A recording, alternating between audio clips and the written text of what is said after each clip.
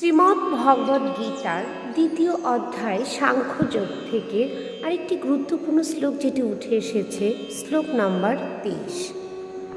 নৈনম ছিদন্তি শত্রাণি নৈনম দহতি পাবকা না চৈনম ক্লেদয়ন্তাপো না শোষয়তি মারুতা।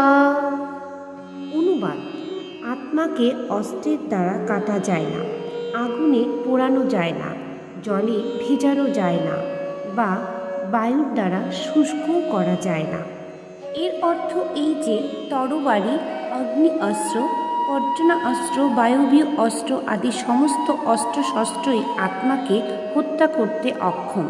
নানা রকম সমস্ত অস্ত্রশস্ত্র তথা বৈজ্ঞানিক কোনো সরঞ্জামের দ্বারা আত্মাকে ছেদন করা বা ধ্বংস করা যায় না। হরে কৃষ্ণ।